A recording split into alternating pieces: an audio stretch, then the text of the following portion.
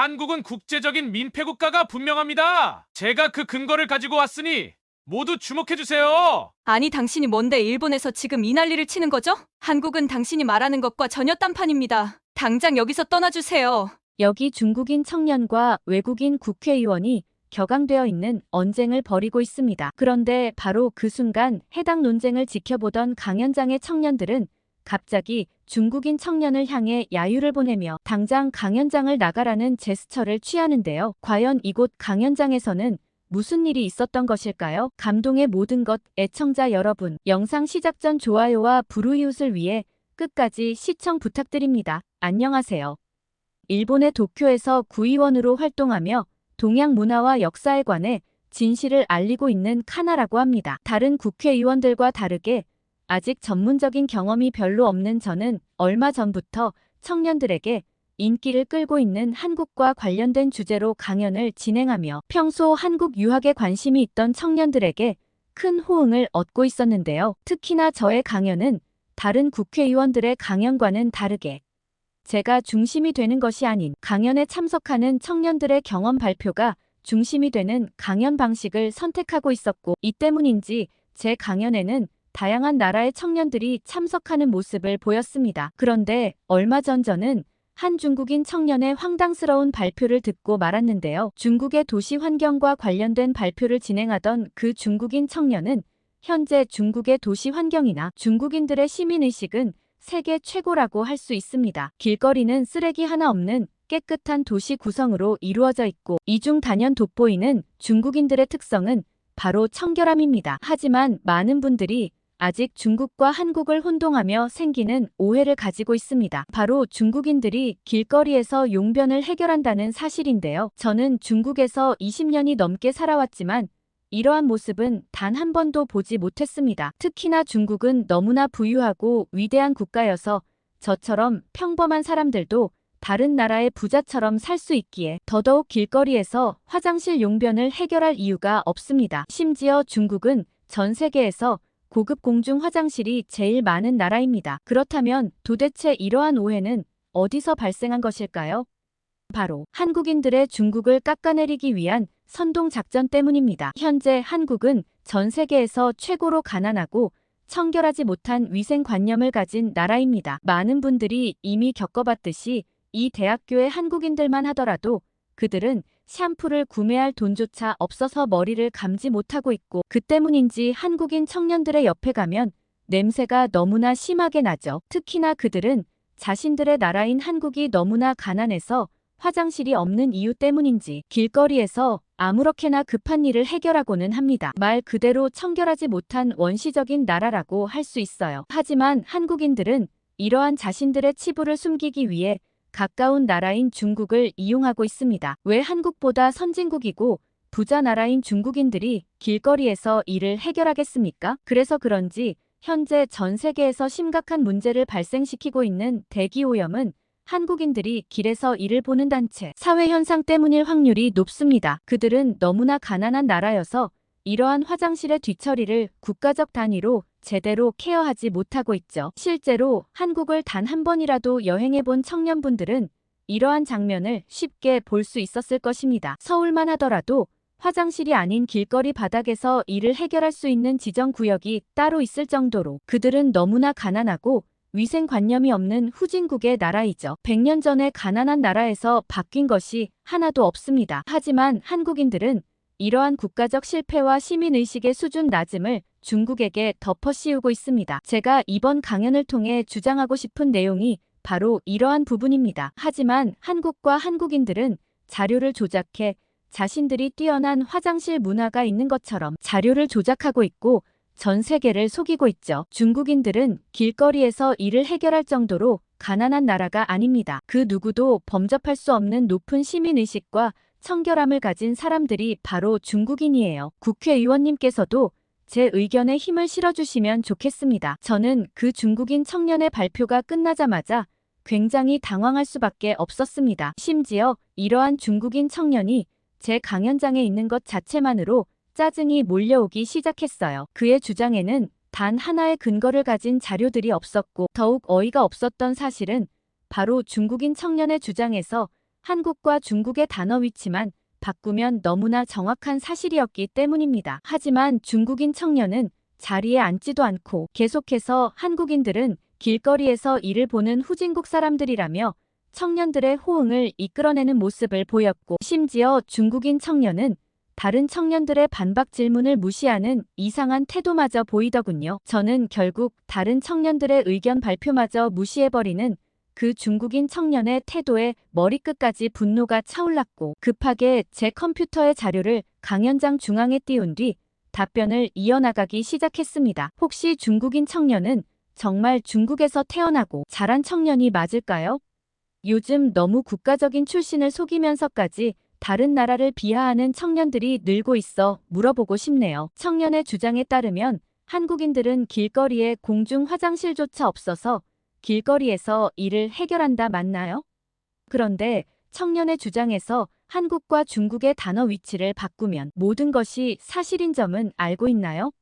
저는 도시 환경과 관련된 강연을 위해 전 세계의 선진국인 나라들은 대부분 경험을 해 그중 한국은 제 인생 최고의 선진국이었습니다. 하지만 이와는 반대로 중국은 최악의 후진국이었죠. 그리고 중국이 최악의 경험을 줬던 나라인 이유는 바로 그들이 길거리에서 아무렇게나 용변을 해결하는 이유 때문이었습니다. 즉, 청년의 주장은 한국과 중국을 반대로 말한 아무런 근거가 없는 비하에 가까운 주장이라는 말이죠. 여기서 실제로 중국을 가본 청년들이 있는지는 모르겠지만 중국인들에게 길거리 바닥에서 화장실을 해결하는 문화는 너무나 평범한 문화입니다. 그 정도로 중국인들은 시민의식 자체가 남을 전혀 신경 쓰지 않을 정도이고, 완전한 중심 수도인 베이징의 골목길에서조차 이러한 중국인들의 위생관념이 없는 모습은 너무나 쉽게 확인할 수 있죠. 그리고 이러한 행동의 이유에는 중국인들이 남의 시선을 전혀 신경 쓰지 않는 1차원적인 생각만을 가진 국민들이기 때문입니다. 심지어 중국인 부모들은 아이와 함께 길거리를 걷다가 길거리 한복판에서 아이의 일을 해결해주는 모습을 너무나 심심치 않게 볼 수 있습니다. 그들은 길거리나 도심, 한복판, 심지어는 백화점이나 쇼핑몰처럼 장소와 시간을 가리지 않고 이러한 행동을 거리낌 없이 합니다. 제가 한 가지 더 재미있는 사실을 말해드릴까요? 바로 일본을 포함한 전 세계 선진국에는 오직 중국어로 만들어진 길에서 용변을 해결하지 말라는 경고 표지판이 있다는 사실입니다. 왜 하필 중국어만으로 이런 표지판이 있을까요? 그건 오직 중국인들만이 이러한 행동을 하기 때문입니다. 청년의 주장과는 아주 다른 내용이죠. 하지만 이와는 반대로 한국은 어떨까요? 현재 한국은 국가 그 자체만으로 엄청난 선진국이기도 하지만 국민들의 전체적인 위생 상태나 도시 청결 상태가 세계 최고 수준입니다. 한국인들의 공중화장실 문화나 시설은 전 세계에 많은 영감을 주고 있고, 그 정도로 그들은 높은 시민의식과 위생의식을 가지고 있죠. 한국의 길거리에 있는 평범한 공중화장실은 24시간 깨끗하게 관리되고 있고, 심지어 따뜻한 물까지 아무렇게나 사용할 수 있습니다. 심지어 화장지를 보기만 하면 훔쳐가는 중국인들의 생각 없는 모습과는 달리 한국의 공중화장실은 무료로 제공되는 화장지는 물론 공용으로 제공되는 물비누까지 설치되어 있어도 그 누구도 그러한 물품을 마음대로 가져가지 않죠. 바로 이것이 중국은 절대 따라잡을 수 없는 한국인들의 높은 시민의식이자 위생 수준입니다. 그런데 청년은 왜 한국과 중국을 반대로 말하며 이러한 거짓 자료를 발표하는 걸까요? 저는 정말로 이러한 의도가 궁금합니다. 여기 있는 많은 청년들도 지금 당장 휴대폰에 전원을 켜서 중국의 화장실 문화와 관련된 자료를 검색해보세요. 중국은 자료들이 끝도 없이 나오지만 한국에서는 이와 관련된 자료가 단 하나도 없습니다. 그리고 요즘 한국은 많은 청년들의 여행지 그리고 유학까지 1순위로 꼽힐 정도로 관광지로서도 배움의 장소로서도 최고의 인기를 얻고 있는 선진국이지만 그 어떤 청년들도 중국으로는 가고 싶어 하지는 않죠. 이미 중국은 완전히 시민의식을 잃고 후진국으로 전락한 후퇴의 나라이고, 그래서 그런지 당신 같은 거짓 선동을 계획하는 중국인 청년들이 우리 학교에만 해도 100명 이상이 있는 것 같습니다. 제가 띄워놓은 앞쪽 화면을 보면 중국의 더러운 길거리 사진을 정확하게 볼 수 있습니다. 하지만 제 말이 끝나기도 전에 중국인 청년은 자리에서 일어나 코웃음을 치며 저에게 한국인의 혈통이 섞인 외국 한국인이라며 난리를 치기 시작했고, 심지어는 위대한 중국인들은 몸까지 청결해서 화장실 따위는 가지 않는다는 억지를 부리는 모습을 보이더군요. 심지어 중국인 청년은 중국이 전 세계에서 가장 많은 공중 화장실의 개수를 보유한 나라라며 거짓 자료를 주장하기까지 했고, 저는 결국 그에게 한마디만 더 하면 학위적인 경고를 주겠다는 말을 통해 그를 진정시킬 수 있었습니다. 객관적이고 올바른 자료를 통해 저희 강연에 반박하는 청년들은 강연의 신선도를 올리는 고마운 청년들이지만, 그 중국인 청년의 태도는 정말 한국을 깎아내리기 위해 온 힘을 다하는 기괴한 사람처럼 보였기 때문인데요. 그런데 역시나 중국인 청년은 자신의 분이 풀리지 않았는지 이번에는 한국인들이 중국의 화장실 설치 기술과 비제 기술을 따라 했다는 억지 주장과 함께 한국은 중국의 충성을 맹세하는 맹세국가라는 더욱 황당한 주장을 하기 시작했습니다. 국회의원님께서 주장하신 내용은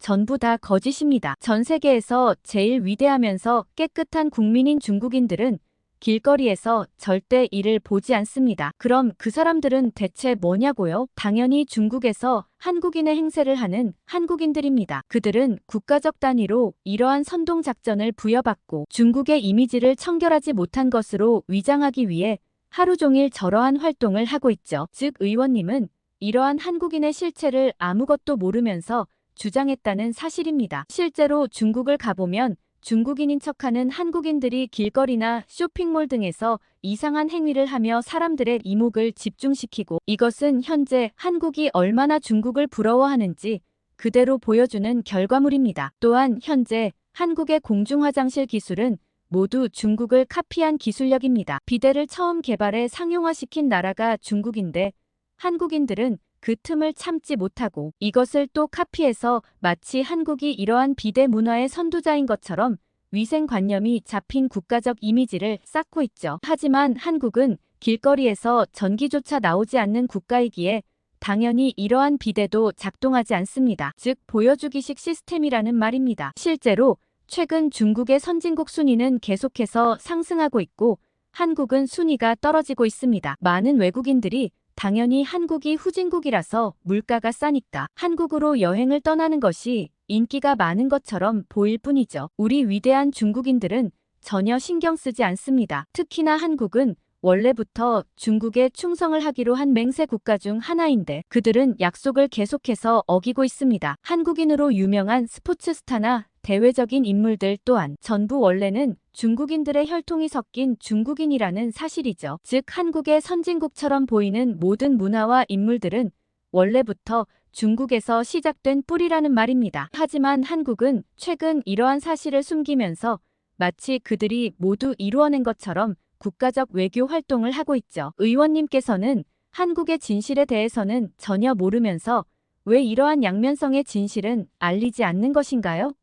중국인들은 너무나 깨끗해서 절대 길거리에서 화장실 일을 해결하지도 공중 화장실에 있던 물건을 훔쳐가지도 않습니다. 중국인 청년은 땀을 흘리면서 지치지도 않고 자신의 근거 없는 기괴한 태도의 의견을 이어나갔고, 결국 보다 못한 저는 단상을 두드려 흥분하고 있는 중국인 청년을 조용히 시킬 수밖에 없었습니다. 하지만 중국인 청년의 주변을 둘러보니 이미 강연장에 있던 청년들은 그 중국인 청년에게 한심하다는 눈빛과 제스처를 보내고 있었고 분위기마저 굉장히 과열되어 있더군요. 실제로 현재 일본에서는 최근 이러한 중국인 청년들의 한국을 의도적으로 깎아내리는 강연 자료나 발표들이 큰 문제가 되고는 했는데 이제는 이러한 기괴한 현상 자체가 더욱 더 심각해진 것처럼 보이기도 했습니다. 한국의 선진국 우수함이나 청결한 시민의식을 깎아내리며 중국의 실체를 숨기려는 선동작전에 불과했기에 저는 그 중국인 청년의 발언에 더 이상 대응할 가치마저 느끼지 못했는데요. 그런데 바로 그때 강연장에 있던 한 외국인 청년이 자신이 중국과 한국에서 3년 이상의 유학 생활을 한 실제 경험을 들려주겠다며 발언권을 요구한 뒤 자신의 자리에서 말을 이어나가기 시작했습니다. 저는 부모님의 강압적인 요구 때문에 실제로 중국에서의 대학 생활을 약 1년 정도 진행한 청년입니다. 그런데 중국인 청년의 발언을 듣다 보니 제가 경험한 중국의 현실과는 전혀 다른 이야기를 하더군요. 놀랍게도 국회의원님이 말씀하신 것처럼 중국인들은 길거리에서 용변을 해결하는 것에 아무런 거리낌이 없습니다. 이건 중국인들의 일부분만 그런 것이 아니고 마치 중국인들 전체의 시민의식처럼 자리 잡힌 국가적인 문화에 가깝죠. 그들은 남의 눈치를 보는 것을 싫어하고 피해가 되는 행동에 아무런 거리낌이 없습니다. 실제로 제가 유학 생활을 할 당시 중국인 룸메이트와 같은 방을 썼는데 그 친구는 한 달이 넘게 샤워를 하지 않은 적도 있었죠. 제가 왜 씻지 않냐고 물어보면 중국인들은 원래 깨끗해서 씻지 않아도 되는 피부를 타고났다는 황당한 소리만을 늘어놓았습니다. 하지만 진짜 심각한 문제는 따로 있었습니다. 바로 이러한 중국인들의 위생적이지 못한 문화를 저와 같은 외국인들에게까지 억지로 강요한다는 사실인데요. 사실 저는 친구들 사이에서 유학의 최고 인기 나라인 한국으로 떠나고 싶었지만 어쩔 수 없이 부모님 때문에 중국으로 왔던 상태였기에 중국인들의 기계와 문화나 위생관념이 전혀 없는 생활 방식에 대해서는 전혀 모르고 있었습니다. 그런데 놀랍게도 저와 처음 말을 나눈 중국인 룸메이트는 화장실은 어디에 있냐는 저의 질문에 중국에서는 길거리 자체가 화장실의 지정구역이라는 놀라운 말을 할 뿐이었죠. 저는 처음에는 그저 농담으로 알아듣고 믿지 못했습니다. 하지만 기숙사 건물을 나설 때마다 저는 이러한 중국인들의 길거리 용변 문화를 하루에 10번도 넘게 마주할 수 있었고 이 때문인지 중국의 여름은 길거리에서 도저히 참을 수 없는 냄새로 가득합니다. 제가 중국에서 지냈을 당시 SNS에 글을 올린 자료를 직접 보시면 이러한 일화들이 그대로 적혀 있습니다. 특히나 더욱 이해하기 어려웠던 것은 한국에 미련이 있는 저에게 왜 후진국이며 가난한 한국으로 다시 유학을 가려는 것이냐며 저를 말리는 중국인 친구들의 모습이었죠. 그들은 제가 한국에 관심이 있다는 것을 알게 되고 난 뒤부터 저를 불러 한국은 너무 가난해서 노숙자들이 80%다. 후진국 한국으로 가면 아무것도 배울 수 있는 것이 없다는 것과 같은 이상한 말을 하기 시작했고 저는 결국 그들과 멀어지는 선택을 했습니다. 그때 당시 저희 친구가 한국에서 유학 생활을 하고 있었는데 그 친구가 보여주고 들려준 한국의 모습과는 너무나 큰 괴리감이 있었기 때문인데요. 하지만 중국인 친구들은 한국에 이상한 열등감이 있는 것인지 한국의 여권 순위가 중국보다 낫다는 거짓말까지 했고 나중에는 제가 한국인들에게 돈을 받은 한국인이라며 저를 따돌리는 모습까지 보였습니다. 그리고 결국 저는 단 1년 만에 중국에서의 모든 학위 과정을 포기하고 한국으로 떠날 수밖에 없었습니다. 그런데 처음 도착한 한국은 저에게 놀라움의 연속이었어요. 그들의 길거리는 중국처럼 길거리에서 일을 해결하는 기괴한 모습을 볼 수 없었던 것은 물론 도심 그 어디를 가더라도 깨끗한 공중화장실이 항상 설치되어 24시간 동안 무료로 개방되고 있었죠. 특히나 더욱 놀라웠던 것은 바로 한국인들의 청결한 시민의식입니다. 중국에서 버스를 타거나 지하철을 탈 때는 항상 씻지 않는 중국인들의 이상한 냄새가 나서 고역이었는데 놀랍게도 한국은 지하철 자체적으로 공기청정기가 설치된 것은 물론 탑승객인 한국인들에게서는 좋은 향수 냄새만 났거든요. 특히나 한국의 수질은 너무나 깨끗해서 더러운 중국의 수질과는 차원이 다른 수준이었고 저는 바로 그 순간 한국 같은 선진국이 실제로 존재하고 있었다는 사실에 안도감이 몰려왔습니다. 모든 한국인들은 항상 위생, 청결을 지켜 높은 시민의식을 보이고 있었고 저에게 중국에 대한 이상한 사상 또한 강요하지 않았죠. 특히나 중국에서는 지하철을 탈 때마다 중국인들의 새치기 때문에 너무나 힘들었는데 한국은 새치기는커녕 오히려 저에게 외국인이라는 이유로 따뜻한 양보를 해주는 선진국적인 모습만 볼 수 있었습니다. 이렇게나 살기 좋고 따뜻한 배려를 보이는 선진국의 나라 한국인데 지금 중국인 청년의 주장들은 완전한 거짓이라고 할 수 있습니다. 저는 중국인들을 싫어하지 않습니다. 다만 한국이라는 나라와 한국인들에게 열등감을 느끼며 아무런 근거 자료 없이 중국은 대단하고 한국은 그의 속국이라는 이상한 주장을 하는 중국인들과의 대화는 하고 싶지 않습니다. 제 말에 거짓이 있다면 지금 이 강연장을 나가도록 하겠습니다. 뜻밖의 진행된 외국인 청년의 용기 있는 발표에 강연장은 더욱 수련해졌고 그 순간 중국인 청년은 아무런 말도 하지 못하고 그저 씩씩대는 모습만을 보였는데요. 중국인 청년은 자리에 앉아 저희가 알아들을 수 없는 중국 본토의 발음으로 비속어를 내뱉는 듯 보였고 그 순간 중국인 청년의 옆에 앉아있던 외국인 청년들이 다른 곳으로 자리를 옮기는 모습마저 볼 수 있었습니다. 한국과 중국을 모두 경험한 외국인 청년의 실제 경험 때문인지 중국인 청년은 하고 싶은 말이 있으면 더 해보라는 저의 발언이 있었음에도 아무런 말을 하지 못했고 강연가 끝나자마자 제일 먼저 강연장을 빠져나가더군요. 그리고 중국인 청년이 강연장을 떠나자마자 몇몇 청년들은 저에게 한국이 정말 그렇게 대단하고 배울 점이 많은 선진국의 나라냐며 한국으로의 유학 추천에 대한 질문을 해오기 시작했습니다. 특히나 한국을 직접 경험했다던 외국인 청년은 수많은 청년들에게 둘러싸여 한국에서의 사진과 동영상을 보여주며 청년들의 인기를 얻고 있었고 저는 그 순간 한국이라는 나라가 세상에 존재한다는 사실에 감사함마저 느껴지더군요. 그 후 강연장을 떠난 저는 곧바로 도쿄의 외국인 관리센터를 찾아가 중국인 청년들과 관련된 문제를 직접 고발하고 이에 따른 해결책을 찾기 시작했습니다. 놀랍게도 이미 몇몇 국회의원들은 제가 겪었던 중국인 청년처럼 눈과 귀를 막고 자신이 알고 있는 것이 전부인 것처럼 거짓말을 퍼뜨리는 중국인 청년들 때문에 골머리를 앓고 있던 상태였고 심지어 하나같이 한국을 깎아내리며 중국의 위상을 올리려는 듯한 수법은 모두 동일하기까지 했습니다. 대체 어떠한 이유로 중국인 청년들이 이러한 행동을 하는지 모르겠으나 저는 이러한 한국에 대한 거짓 정보가 생산되는 것을 막아야겠다는 생각이 들었고 그때부터 몇몇 국회의원들과 함께 중국의 실체에 대한 강연을 함께 진행하기로 했는데요. 중국을 원색적으로 깎아내리는 것이 아닌 실제 저희가 살고 있는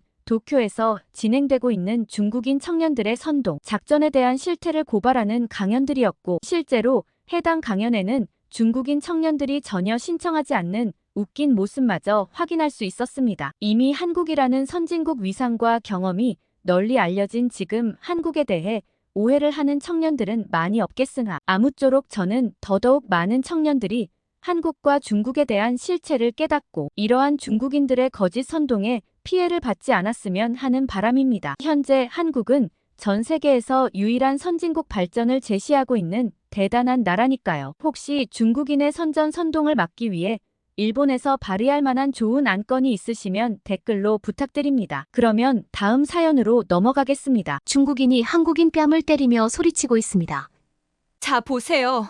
한국은 그저 중국 손바닥 아니라니까요? 다시는 중국을 무시하지 마라. 그리고 그 앞에 무릎 꿇은 한국 여성은 싹싹 빌고 있는데요. 이 사연은 유명 중국 유튜버 링링에 관한 사연입니다. 안녕하세요.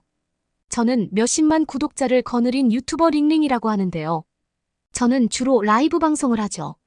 그런데 최근에 중국에서 인기가 있는 동영상이 있습니다. 바로 중국인을 무시하는 외국인을 참교육해보겠습니다라는 건데요. 중국인들은 자기네들을 무시하는 사람들을 참교육하고 사이다 날리는 것을 보며 대리만족을 하고 있었죠. 그리고 저도 이 콘텐츠 아주 좋은 생각이라고 했어요. 아니 그렇잖아요. 중국이 뭐가 못났길래 이렇게까지 무시하는 사람들이 많은지 이해가 안 가잖아요. 그래서 저 또한 인기에 편승하기로 했죠. 저는 남들처럼 그냥 동영상이 아닌 제 주특기인 라이브 방송으로 진행했어요. 확실히 인기는 남달랐죠. 왜냐고요? 외국인들이 우리 중국인들에게 쩔쩔매고 결국은 지는 모습을 생생하게 생방송으로 담을 수 있었으니까요. 저는 너무 통쾌했습니다. 또 제 채널에서 가장 인기가 있는 영상이 있는데요. 무려 조회수가 몇백만이나 되었답니다. 저는 동영상 분량을 뽑기 위해 밖에 나가서 두리번거리며 몰색을 하고 있었습니다. 그런데 갑자기 저기 어떤 한국인 여자 학생이 중국집 앞에서 냄새가 역한지 코를 막고 있었습니다. 사실 저희도 알았습니다. 저 중국집 위생이 그닥 깨끗한 편도 아니었고 중국의 취두부라고 하는 음식은 냄새가 정말 역하거든요. 그래서 중국인뿐만이 아니라 외국인들은 쓰레기인 줄 착각하는 사람들도 많습니다. 저 한국인도 그러더군요. 저는 이때다 싶어 이 기회를 놓치지 않았고 당장 참교육을 시전했죠. 그녀가 알아들을 수 없는 중국어로 막 가르치니 그 한국 학생은 무서웠는지 바로 시장 한가운데에서 무릎을 꿇고 빌더라고요. 똑똑히 다 영상에 담았었고요. 저는 마지막을 장식하기 위해 아는 한국 욕을 남발했고요. 이 영상은 중국인들 사이에서 폭발적인 인기를 끌었습니다. 물론 다들 저 여자가 잘못한 게 아니라는 것은 알았지만 뭐 상관없었어요. 그들은 그저 한국인을 참교육했다는데 급급했어요. 웨이보 도우인 등 모든 곳에 퍼졌어요. 저는 갑자기 화제의 인물이 되었죠. 그 유명세는 정말 짜릿했어요. 구독자 수가 급증했고 제 동영상은 온갖 종류의 대화를 불러일으켰죠.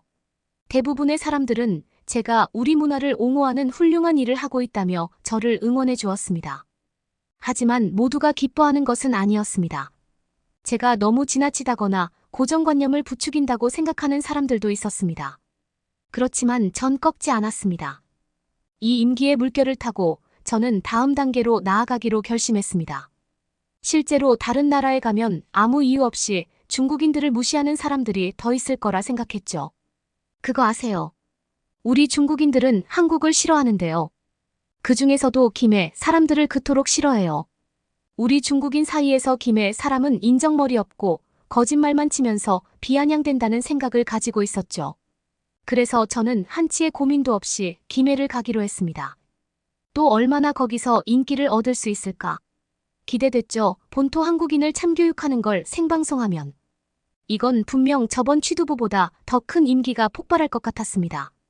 그렇게 한국인 천공항에 내렸고 저는 곧이어 택시를 타고 김해로 갔죠. 한국 김해에 도착했을 때 저는 분명한 계획이 있었습니다. 중국 문화를 무시하는 사람들을 참교육하고 맞서 싸우는 제 사명을 이어가기 위해서였습니다. 하지만 김해는 놀라움으로 가득했고 한국에 대한 제 생각은 예상치 못한 방식으로 도전을 받게 되었습니다. 중국에서는 한국인에 대해 폭력적이고 개인주의적이며 정없다고 욕했었습니다. 그 중에서도 특히 김해 사람들은 인정머리가 없고 오만으로 차 있는 등 상종할 만한 사람이 아니라며 중국인들은 떠들고 다녔죠. 그러나 김해에서 본 이곳 사람들은 따뜻하고 솔직하며 믿을 수 없을 정도로 친절했습니다. 그들은 저를 방심하게 만드는 일종의 넉넉함을 가지고 있었어요. 채널에 올릴 만한 영상을 찍기 위해 온갖 거리를 돌아다니며 이상한 사람을 찾아보려고 노력했지만 오히려 김해의 활기찬 에너지와 사람들의 진정한 친절함에 매료된 제 자신을 발견했습니다. 예상치 못한 따뜻함에도 불구하고 저는 채널에 올릴 콘텐츠를 만들어야겠다고 결심했습니다. 그래서 라이브를 시작하기로 결정했습니다. 제가 경험한 진짜 한국을 시청자들에게 보여주려면 실시간 방송이 제격이라고 생각했습니다. 저는 카메라를 들고 분주한 거리를 걸으며 제 느낌과 상호작용을 이야기했죠. 채팅창은 분명 너 모르게 수군될 거야. 그러고 있을 거라며 한국 욕을 하기 바빴어요. 그때 뭔가 눈에 들어왔습니다. 다른 곳으로 이동하기 위해 버스를 타는데 뭔가 이상한 걸 보았죠. 떡하니 흰색 종이에 중국어로 적힌 빨간 글씨가 있었던 것입니다. 종이에는 제발 버스에서 침을 뱉지 마세요. 라고 적혀 있었습니다. 아니 그것도 중국어로 말이죠. 저는 깜짝 놀랐습니다. 그건 중국인 관광객을 향한 직격탄이자 기본적인 매너를 상기시켜야 한다는 암시처럼 느껴졌기 때문이죠. 중국인들이 뭔 침을 뱉는다고 저는 어이가 없었습니다. 저는 이 순간을 당장 생방송으로 포착했어요. 저는 표지판을 가리키며 이게 중국어로 되어 있네요. 등등 말했습니다. 시청자들이 시청하고 댓글이 달리기 시작했고 가장 생생한 라이브 콘텐츠가 탄생했습니다. 그러다 버스기사가 버스에서 생방을 하며 떠드는 저를 보고는 눈이 마주쳤더라고요. 저는 그때 도대체 왜 저 표지판이 한국어가 아니라 중국어로 되어 있냐고 소리쳤습니다. 당연히 저는 기사가 머리 숙여 사과하거나 아니면 최소한 역으로 화를 내며 중국인들이 생각한 한국인의 표본을 보여줄 줄 알았습니다. 하지만 그 다음에 일어난 일은 저와 제 시청자들을 완전히 놀라게 했죠. 차분한 태도의 중년 한국인 남성인 버스 기사가 저를 향해 놀라울 정도로 유창한 중국어로 설명하더라고요. 그는 이 표지판은 불쾌감을 주기 위한 것이 아니에요. 김해는 전 세계 관광객이 찾는 국제적인 도시이기 때문에 모든 승객에 대한 예의로서 버스를 청결하게 유지해달라는 의미일 뿐입니다. 그의 대답은 너무나 합리적이고 정중해서 저는 순간적으로 할 말을 잃었습니다. 이 장면을 실시간으로 지켜보던 시청자들의 반응은 갈렸습니다. 그래, 뭐 이것 가지고 싸우냐 등의 반응도 있었고, 그런데도 왜 중국어로만 되어 있냐고 의견이 분분했죠. 저는 기사에게 다시 한번 큰 소리로 따졌습니다.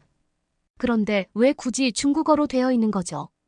그랬더니 기사는 중국인들이 한국에서 하는 짓들이 많습니다. 당신은 모를 수도 있지만 버스 안에서 침을 뱉는 사람들 중 대부분이 중국이라고 하더라고요. 버스 안의 사람들은 다 저를 쳐다보고 있었고, 한 명은 버스 내에서는 조용히 해달라는 듯 손으로 제스처를 취하더라고요. 한 명 한국인을 참 교육하려는 의도였는데 오히려 제가 아니 중국인 모두가 역관광을 당했습니다. 저는 아무 말도 할 수 없었고 고개를 떨구고 침묵하며 다음 정거장이 오자 부끄러워서 바로 뛰어내렸습니다. 채팅창은 난리가 났더라고요. 중국이 그런 더러운 일을 할 리가 없다며 부정하는 댓글도 만무했고 물음표만 쓰는 사람들도 많더라고요. 버스에서 겪은 일이 아직도 생생한 저는 중국인 관광객과 한국의 관계에 대해 더 깊이 파고들기로 결심했습니다. 애초에 왜 그런 표지판이 필요했는지 이해하고 싶었습니다. 그래서 저는 카메라를 들고 김해의 중심부로 들어가 관찰하고 기록할 준비를 했습니다. 제가 목격한 것은 제가 예상하지 못했던 방식으로 제 눈을 뜨게 했습니다. 중국인 단체 관광객들을 보았는데 소수를 제외하고 예의는 눈뜨고도 찾아볼 수가 없었습니다. 몇몇 관광객은 차분하고 침착한 한국인 상인들을 무시하는 듯한 태도로 현지 상인들에게 무례하게 말을 걸고 가격을 흥정하는 모습을 어이없게 지켜보았습니다. 중국에서는 당연하다고 생각되었던 것들이 한국에서는 무례한 행동이었고 아마 전 세계적으로도 그런 듯 했습니다. 하지만 한 유명 유적지에서 정말 마음에 와닿는 장면을 목격했습니다. 한 중국인 가족이 음식물 섭취 금지라고 적힌 구역에서 피크닉을 즐기고 있었습니다. 그들은 표지판을 무시했을 뿐만 아니라 음식 포장지 음료수를 쏟는 등 지저분하게 방치하고 있었습니다. 심지어는 갈 때 분명 치워야 하는데 치우지도 않고 가더라고요. 저는 의문이 들었습니다. 이럴 거면 한국에 온 거지 하면서 반성하기 시작했죠. 서서히 저도 이해를 하고 있었습니다. 세계가 왜 중국을 싫어하는지 말이죠. 그걸 우리 중국인들만 몰랐던 거였고 전 부끄러워졌습니다. 저는 이 사건들을 촬영하면서 중국인 관광객으로서 오히려 목격하는 긴장된 역학관계. 우리도 한 몫을 하고 있다는 사실을 깨달았습니다. 시청자들이 실시간으로 시청했는데 반응이 엇갈렸습니다. 일부는 방어적인 반응을 보였고 일부는 문제를 인정했지만 많은 사람들은 그러한 행동이 문제가 된다는 사실조차 알지 못했습니다. 계속 조사하다 보니 줄서기 조용한 곳에서 큰 소리로 말하기, 현지 관습에 대한 전반적인 인식 부족 등 더 많은 사례를 접하게 되었습니다. 전에는 한 번도 의문을 품어본 적이 없는 행동에 거울을 들이댄 것과 같았습니다. 한국 여행을 계속하면서 제가 한국에 대한 편협한 사고방식을 가지고 있었다는 것 외에도 중국인들이 남의 나라에 와서 끼치는 민폐지 실수도 없이 많다는 것을 알게 되었죠. 너무나 흔하게 볼 수 있었습니다. 한국인에게 제가 대신 미안하더군요. 제주도에서 중국인 관광객 단체에게 일어난 사건도 그런 사례 중 하나였습니다. 저는 직접 현장에 있지는 않았지만 이 이야기는 현지인과 관광객들 사이에 빠르게 퍼져나갔습니다. 이 사건은 한 중국인 여성이 해변에서 화산암을 대량으로 몰래 훔쳐가려다 적발된 사건입니다. 제주의 독특한 바위는 천연기념물로 법으로 보호받고 있습니다. 지역 당국은 이러한 천연자원 보존의 중요성을 설명하면서 개입해야 했습니다. 이 사건은 현지 환경법과 규범을 무시한 명백한 사례였습니다. 알고 보니 그저 자신의 마당 하나를 꾸미려고 제주도 돌을 몇 킬로씩 훔쳐간 거더라고요. 정말 개념이 없었습니다. 제가 관찰한 또 다른 사례는 일부 중국인 관광객들이 돈 거래를 처리하는 방식이었습니다. 현지 한 상점에서 중국인 고객이 구매 대금을 지불할 때 무심코 카운터에 돈을 던지는 모습을 지켜보았습니다. 중국에서는 흔히 볼 수 있는 행동이지만 한국인 가게 주인에게는 무례한 행동으로 인식되었습니다. 다른 한국인들은 손에서 손으로 거래하거나 아니면 부드럽게 테이블 위로 돈을 놓는데 중국인들은 던지는 게 몸에 익은 나머지 그냥 돈을 던지더라고요. 저 또한 물론 맨 처음에는 뭐가 문제야 싶었지만 많은 한국인들을 보니 사소해 보이는 이 행동은 에티켓과 매너에 대한 거였음을 느꼈습니다. 이러한 사건 중 가장 충격적이었던 것은 화장실 에티켓과 관련된 사건입니다. 제가 어느 날 보리를 보려고 공중화장실에 간 적이 있는데요. 줄을 기다리다 중국어로 전화통화를 하고 있던 어떤 사람이 나간 곳으로 들어갔습니다. 근데 변기에 쭈그려 앉아서 싼 것 같은 흔적으로 보이는 더러운 발자국을 발견했습니다. 이는 중국에서 흔히 볼 수 있는 수세식 변기와 같은 방식으로 변기를 사용한 흔적이었죠. 중국은 아직도 서양식 문화가 제대로 들어오지 않아서 이런 좌변기는 익숙치가 않아요. 아직도 대부분의 집은 수세시변기일걸요. 하지만 한국에서는 이미 이런 좌변기나 비데까지도 보편화가 되어 있었죠. 이 사건들은 저에게 큰 충격을 주었습니다. 중국인 관광객들이 무의식적으로 방문 국가의 관습과 법률을 무시하는 경우가 많다는 것을 상징적으로 보여주는 사례였기 때문입니다. 이 깨달음은 저에게 큰 영향을 미쳤습니다. 제 관점이 중국 문화의 수호자에서 상호 존중과 문화 이해 촉진자로 바뀌었기 때문입니다.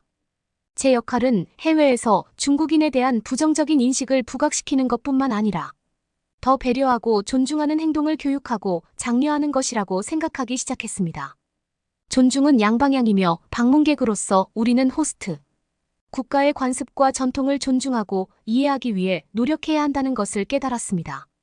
중국의 민폐짓을 찾게 되는 건 끝이 없었는데요. 가장 중요한 사건 중 하나는 유서 깊은 한국의 궁궐에서 발생했습니다. 저는 한국 전통 건축의 아름다움을 담으려 카메라를 들고 그곳에 갔습니다. 그런데 한 무리의 중국인 관광객들이 가이드의 안내를 큰 소리로 방해하는 장면을 촬영하고 있었습니다.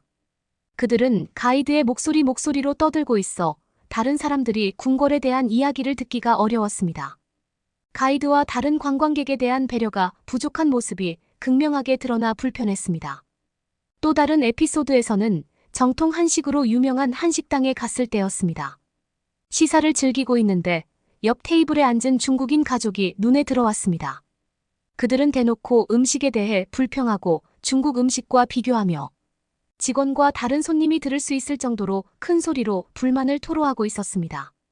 이들의 발언은 단순히 비판적일 뿐만 아니라 문화적으로도 무신경한 태도로 셰프들의 노력과 한식, 전통에 대한 자부심을 훼손했습니다. 가장 충격적인 사건은 서울의 번화한 쇼핑 지역인 명동에서 일어났던 일입니다. 이곳에서 저는 여러 상점에서 물건을 훔치는 중국인 청소년들을 목격했습니다. 그들의 행동은 불법일 뿐만 아니라 노골적으로 무례했습니다. 상점 주인인 나이 지긋한 한국인 여성과 마주쳤을 때 그들은 웃음과 무시하는 제스처로 대응했습니다.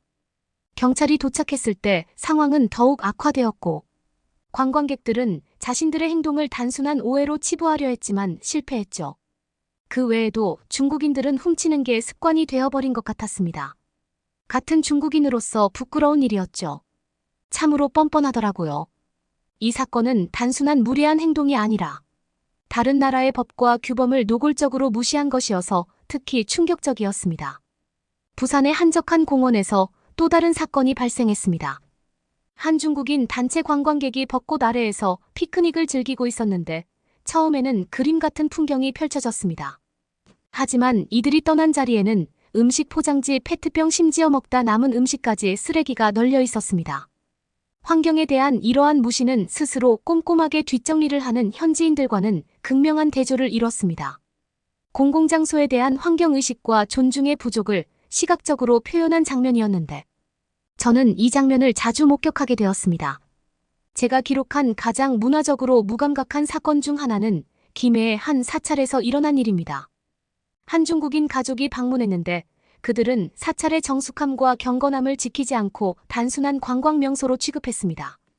그들은 큰 소리로 떠들고 스님들의 기도 도중에 끼어들고 심지어 성스러운 유물을 만지려고 시도해 사찰 관리인과 다른 방문객들을 당황하게 만들었습니다. 종교 민문화 유적지에 대한 이해와 존중의 부족은 매우 우려스러운 일이었습니다. 이 새로운 이해는 저를 더 깊은 성찰로 이끌었습니다. 제 자신의 접근 방식에 의문이 들기 시작했습니다. 제가 지금까지 올렸던 영상들은 죄다 중국을 헛되게 얘기하는 외국인을 인정사정 없이 참교육하는 영상뿐이었습니다. 지금 보니 사실 모두 다 그럴 만한 이유가 있었던 것 같았는데도 말이죠. 저는 한국에 직접 와본 후부터 고민했어요. 과연 이 영상을 정말 해야 하는지 말이죠. 창피했습니다. 저는 큰 결정을 내렸어요. 저는 참교육하는 영상들을 올리지 않기로 결심했어요. 오히려 중국 사람들이 어떤 민폐를 끼칠 수 있는지, 더 나아지려면 뭘 해야 하는지, 우리가 이해 못하고 있는 것들이 뭐가 있는지를 설명하려고 노력했어요. 청중들의 반응은 엇갈렸습니다. 어떤 사람들은 제가 원래 하던 콘텐츠를 하려고 한국에 오더니 자기네 나라를 배신했다면서 화를 냈고, 또 다른 사람들은 드디어 이제라도 알게 된 변화에 대해 칭찬해 주었고 응원했고요. 한국에서의 여행이 길어지면서 제 경험은 계속해서 제 콘텐츠에 영향을 미쳤습니다. 저는 현지인 및 다른 관광객과의 인터뷰를 통해 문화, 존중과 에티켓에 대한 그들의 관점을 공유하기 시작했습니다. 또한 제가 관찰하고 들은 이야기를 바탕으로 배려심 있고 책임감 있는 여행자가 되는 방법에 대한 팁도 포함시켰죠. 이 여정은 더 이상 단순히 바이럴 콘텐츠를 만드는 것이 아니라 문화에 대한 인식과 상호 존중을 증진하는 개인적인 사명이 되었습니다. 더 많이 배울수록 더 많은 것을 공유하고 싶었습니다. 콘텐츠 크리에이터로서 그리고 한 인간으로서 제 정체성을 재구성한 변화의 경험이었습니다. 결국 한국에서의 시간은 저에게 귀중한 교훈을 가르쳐 주었습니다. 문화적 격차를 해소하는 데 있어 공감과 이해의 힘이 얼마나 큰지 깨달았죠.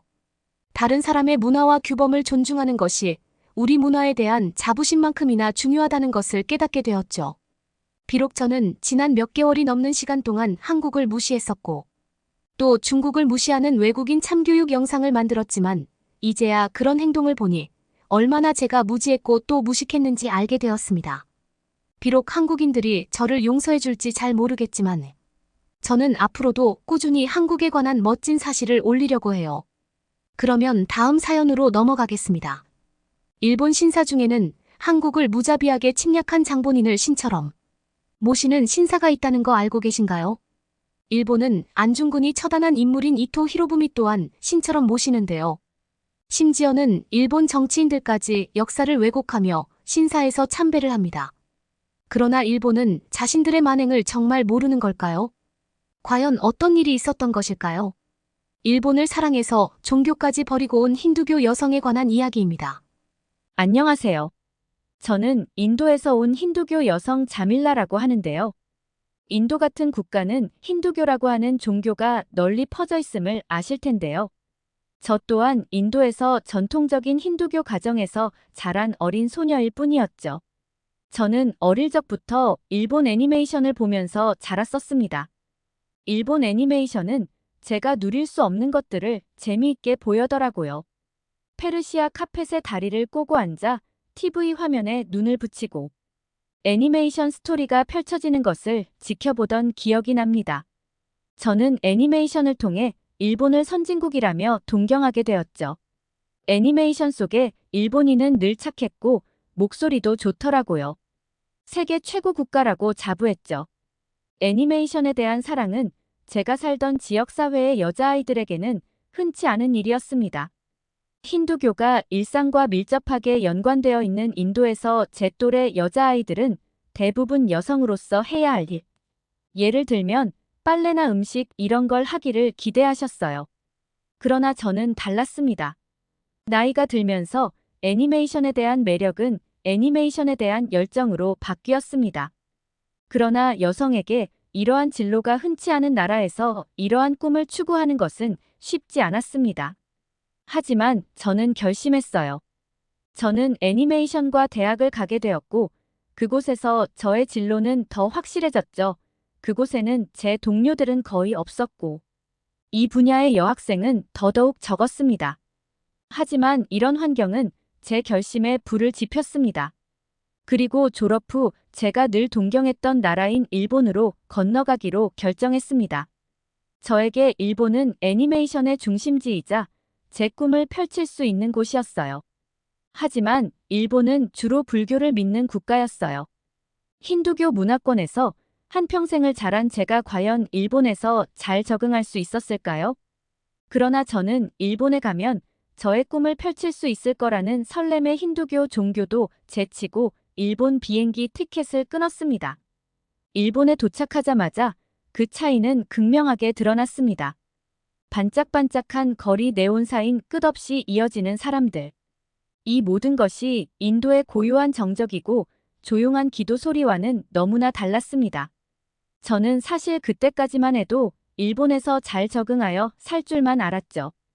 그러나 제가 상상했던 일본은 충격 그 자체였습니다. 왜냐고요? 실은 처음 일본에 도착했을 때 제 마음은 희망으로 가득 찼었습니다. 당연하죠. 제가 늘 애니메이션에서 보았던 곳의 배경인 일본이 제 눈앞에 있었으니까요. 하지만 곧 이런 설렘은 사라지고 냉혹한 현실로 바뀌었습니다. 멀리서 동경하던 일본은 제가 꿈꿔왔던 그런 따뜻한 나라가 아니었거든요. 일본은 편견으로 가득 차 있었고 선진국이라고 광고하던 왜곡된 나라일 뿐이었어요. 제가 일본의 어느 유명 애니메이션 기획사에 취직할 때가 기억이 나네요. 저는 몇 달 동안 제 포트폴리오를 준비하고 다듬고 면접 질문까지 예상해가며 생각해놨죠. 심지어 애니메이션 쪽으로 경력이 꽤 쌓여 하였어서 저는 분명 될 줄 기대했어요. 다행히도 1차 지원을 합격했고 면접을 보러 오라고 하더군요. 숨을 가다듬고 면접장 문을 열었을 때 면접관들의 차가운 눈초리를 보게 되었죠. 면접관들은 저를 위아래로 쓱 훑어보더니 국적을 물었고 제가 인도라고 하자 한숨을 길게 쉬더라고요. 질문도 다 제 국적에 관한 이야기였어요. 인도에서 온 거면 일본에서 적응 못하지 않나요? 인도에선 어땠죠? 등등 말이에요. 저는 그래도 꿋꿋이 대답했지만 그들은 제 얼굴을 보기는커녕 제 머리와 목을 둘러싼 히잡만 유심히 관찰하고 있더라고요. 마치 이게 저주라도 받은 것처럼 말이에요. 면접관들은 국적 질문만 3-4개 하더니 갑자기 와주셔서 감사하다며 안녕히 가라고 하는 거예요. 제가 수개월은 준비했던 포트폴리오도 보지 않았고 또 제가 예상한 보통 면접 질문조차 하지 않았죠. 그러나 이 면접은 일본의 시작에 불과했어요. 가는 곳마다 히잡을 쓴 저를 쳐다보고 속삭이며 때로는 노골적인 차별을 하더라고요. 분명 이건 기분 탓이 아니었어요. 일본인들은 제가 히잡을 둘렀다는 이유로 아무 이유 없이 차별을 해댔죠. 인식이 한참은 퇴보되고 뒤떨어진 것 같았습니다.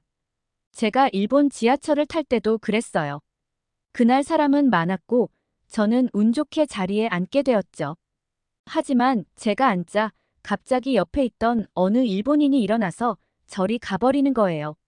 저는 내리나 보다 싶었지만 그 이후로 제가 역에서 내릴 때까지도 그 누구도 제 옆에 앉기 싫어하더라고요. 마치 일본인은 저를 벌레 보는 양 비웃고 있었어요. 물론 힌두교 종교가 그렇게 시선이 좋지 않은 것은 저도 분명 알고는 있었습니다. 하지만 아무리 그래도 종교를 떠나 이건 사람인데 너무하다는 생각이 들었어요. 며칠도 안 되어 이런 일본에 살 수는 없다고 생각했고 떠날까라는 생각까지 들었습니다. 그저 일본에서의 일상은 보이지 않는 오해와 편견의 벽과의 끊임없는 싸움이었습니다. 마트에 가서 제가 자주 먹던 할랄 음식을 찾으려고 했어요. 그러나 찾을 수 없었고 끝내 저는 용기를 내어 마트 직원에게 물어보았죠. 그러나 인도 식품은 여기 안 판다면서 원하면 다시 인도로 가라고 얘기했어요. 순간 멍해졌습니다. 또 제가 살던 동네에서는 제가 지나가면 조용히 나누던 대화가 갑자기 멈추는 소리를 자주 들었습니다. 마치 제 존재가 그들만의 세계가 아닌 다른 세계를 불편하게 상기시키는 것 같았죠. 버스 안에서 있었던 일도 다소 문화 충격이었는데요. 호기심 많고 천진난만한 어린 소녀가 잡지를 만지려고 손을 뻗었습니다. 그러자 소녀의 어머니는 소녀의 귀에 무언가를 속삭이면서 소녀를 하지 말라는 듯 거칠게 잡아당겼습니다. 그리고 소녀는 저를 뒤돌아보며 혼란과 두려움이 섞인 눈으로 저를 바라보더라고요. 비록 짧은 순간이었지만 큰 상처를 안겨주었죠. 일본에서는 자라나는 아이까지도 편견을 가지게 하는 교육을 하는 것 같았어요. 하지만 무엇보다도 저를 가장 괴롭혔던 것은 차별도 그 무엇도 아니었어요. 바로 일본과 과거사 특히 한국에 대한 일본의 관계였습니다. 사실 저는 일본과 한국의 관계가 그닥 좋지만은 않다는 것을 알고 있었죠. 그러나 그저 이웃나라니까 충돌이 잦을 수밖에 없다고 생각하고 있었고 대수롭지 않게 여겼어요. 그러나 일본에서 직접 경험했던 건 가히 충격적이었습니다. 어느 날 저는 일본에서 유명한 신사를 방문했어요. 많은 일본인들이 이미 모여 있더군요. 남녀노소 말이에요. 신사에 대한 설명이 적혀 있는 간판에는 그저 누구누구라는 이름만 적혀 있었고, 신사가 어떻게 만들어졌는지에 대한 설명이었습니다. 저는 진짜 역사를 알고 싶어서 인터넷을 뒤졌습니다. 일본어로 친히 역사에 관한 자료는 거의 나오지 않더군요. 저는 영어로 검색을 해봤고 알게 되었습니다. 제가 갔던 곳은 야스쿠니 신사였는데요. 임진왜란 당시 일본이 전쟁의 승리를 기념하기 위해 도요토미 히데요시의 부하들이 조선인들의 귀와 코를 잘라내어 모든 것을 참배하는 곳이더라고요. 심지어 그 옆에는 이총이 있었는데 그 땅 밑에는 아직까지도 조선인들의 귀와 코가 남아있다고 합니다. 어떻게 이런 무자비한 짓을 저지를 수가 있는지. 그래 놓고도 아무런 설명도 없이 많은 관광객들의 혼란을 사고 역사를 왜곡할 수가 있는지 저로서는 이해가 되지 않았습니다. 저는 힌두교이었기에 신사를 찾아가긴 했지만 참배는 절대로 하지 않았다는 것이 정말 다행이네요. 이외에도 일본은 후진적인 모습이 많이 보였습니다. 일본 정부는 아직까지도 자신의 역사를 인정하지도 않더라고요. 이렇게 만연하게 알려져 있는 사실인데도 말이에요. 그러던 중 결코 잊을 수 없는 충격적인 사건이 벌어지고야 말았는데요. 일본의 여느 날과 다름없다고 생각하며 분주한 시장을 걸으며 생각에 잠겼습니다. 과연 이렇게까지 취직이 안 되고 무시를 받는 일본에서 내가 살아가야 하는 이유가 있을까? 하는 암울하고 어두침침한 생각에 잠겼죠. 그런데 갑자기 어느 시끄러운 소리가 들리기 시작했고 제 생각을 깨뜨렸어요. 조롱이 섞인 한 일본 남자의 목소리가 시장에 왁자지껄한 소리를 뚫고 들려왔습니다.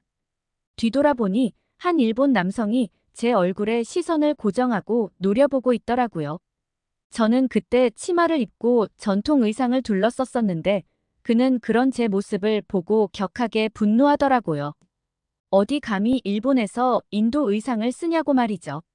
그러면서 그런 것을 쓸 거면 치마를 입지 말라는 이상한 논리를 시전하기 시작했어요. 분노와 충격이 제 안에서 씨름했어요. 저는 무서웠고 분노로 인해 목소리를 떨렸지만 그래도 하나하나 반박하기 시작했어요. 그랬더니 그 남자의 얼굴은 분노로 일그러졌고 주먹을 움켜쥐고 들어 올려 저를 똑바로 때리려고 하더군요.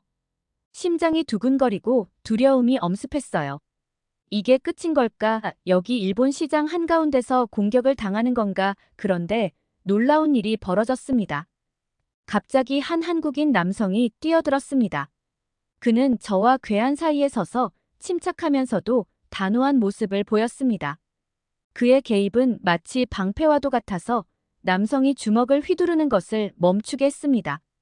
한국인 남성은 유창한 일본어로 단호하면서도 절제된 어조로 말했습니다. 그는 남성과 대치하는 것이 아니라 공격자가 깜짝 놀랄 정도로 논리적이고 침착하게 반박했습니다. 공기 중에 팽팽한 긴장감이 감돌았고 눈앞에서 조용한 의지의 싸움이 펼쳐지고 있었습니다. 저는 그 자리에 멍하니 서서 낯선 남자가 일면식도 없는 저를 변호하는 모습을 지켜보고 있었습니다. 수적으로 열쇠에 놓이니 일본 남자는 머뭇거렸어요. 주먹을 불끈 쥐고 있던 그의 분노는 구멍난 풍선처럼 수축했어요. 그는 마지막 눈빛을 보내며 자존심의 상처를 입은 듯 군중 속으로 사라졌어요. 그 한국분은 이런 도움은 당연한 거라는 듯이 씩 웃어 보이더라고요. 그렇게 아무 일도 없었다는 듯 다시 평상시의 리듬으로 돌아갔습니다. 하지만 제겐 모든 것이 바뀌었습니다. 저는 이 뜻밖의 만남에서 제 구세주인 그 한국인 남자에게 감사 인사를 전하기 위해 고개를 돌렸습니다. 그의 눈빛이 제 눈과 마주쳤고 저는 거기서 일본에서 익숙해져 있던 적대감과는 정반대되는 진정한 배려와 친절을 보았습니다. 호기심이 발동한 저는 그에게 왜 저를 도와주었는지 물었습니다. 그의 대답은 간단하면서도 심오했습니다. 그는 존중과 이해 그리고 한국과 다른 아시아 국가들 간의 공유된 역사에 대해 이야기했습니다. 그는 한국이 겪었던 고난과 그 고난을 통해 공감과 옳은 일을 옹호하는 것의 가치를 배웠다고 말했습니다. 이야기를 나누면서 저는 일본에서 처음으로 의미 있는 대화를 나눴다는 사실을 깨달았습니다. 다른 나라, 다른 문화권에서 온 사람이었지만 편견의 따끔함과 존중의 중요성을 이해하고 있었습니다. 인도인이기 때문에 종종 이방인으로 취급받았던 일본에서의 경험과는 완전히 대조적이었습니다. 그날 저는 시장에서 걸어 나오면서 여러 가지 생각으로 머릿속이 복잡했습니다. 이 만남, 이 낯선 사람의 친절은 환멸의 바다에서 희망의 등불이었습니다. 새로운 관점, 새로운 가능성에 눈을 뜨게 해주었죠.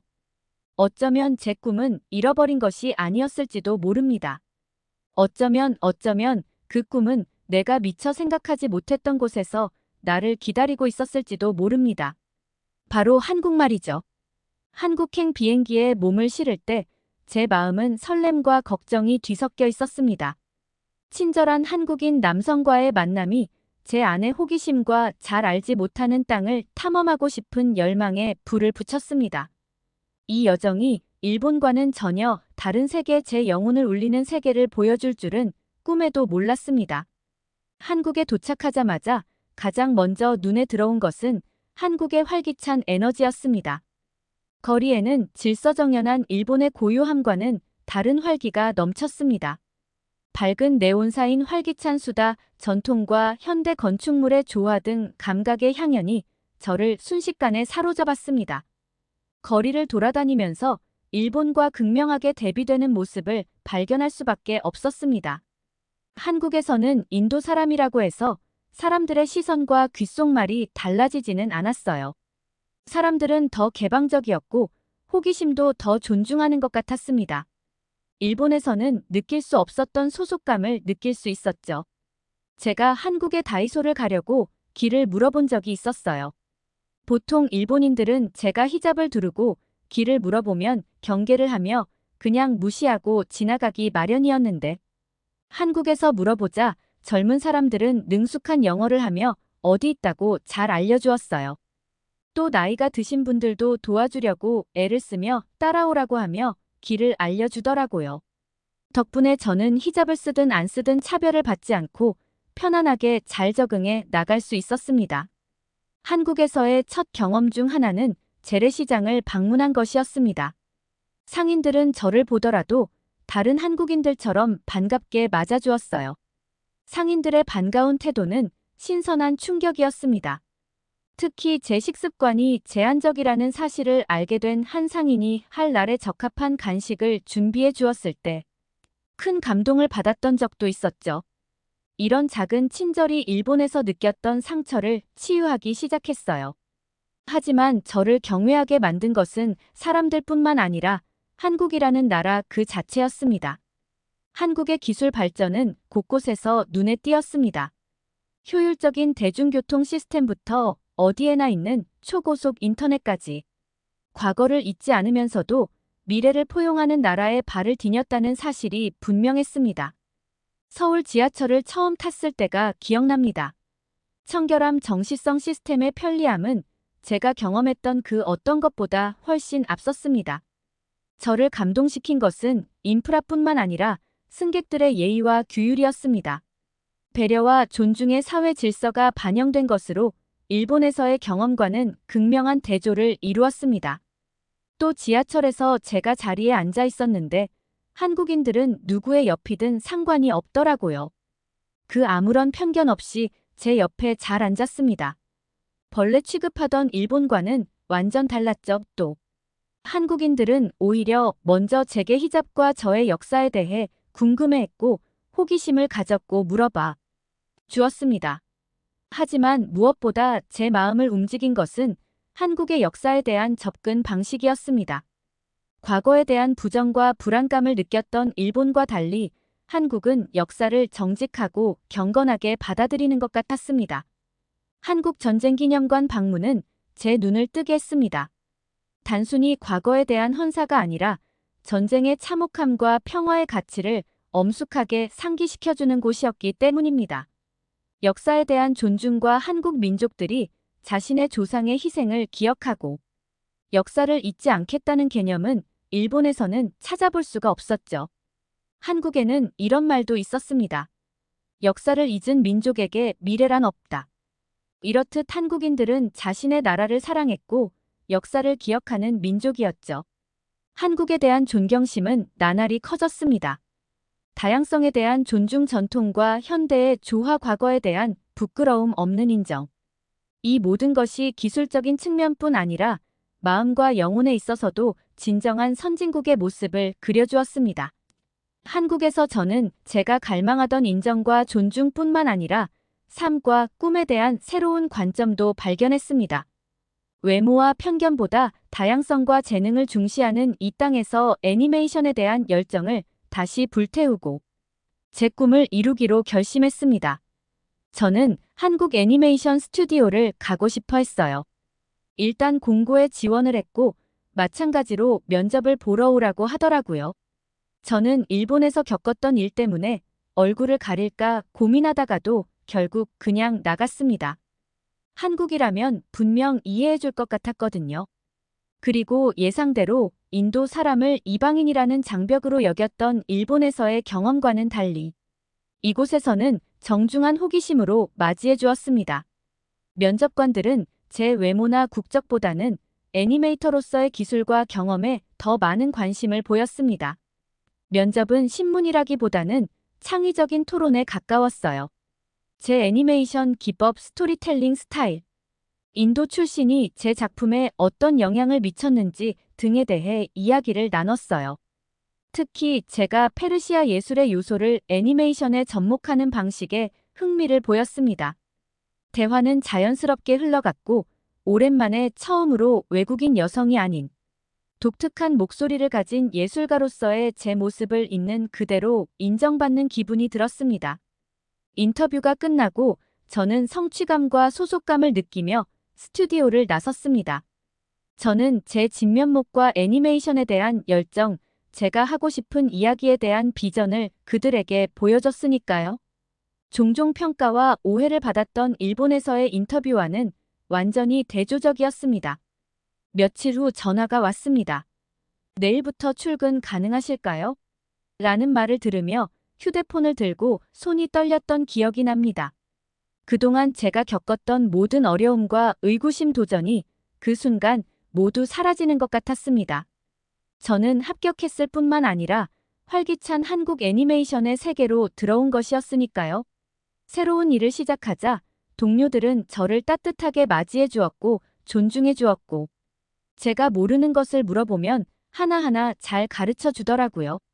저는 애니메이터라는 꿈을 이룰 뿐만 아니라 한국이라는 나라에서 이제 저희 종교까지도 버리지 않고 행복하게 살 수 있게 되어서 정말 좋아요.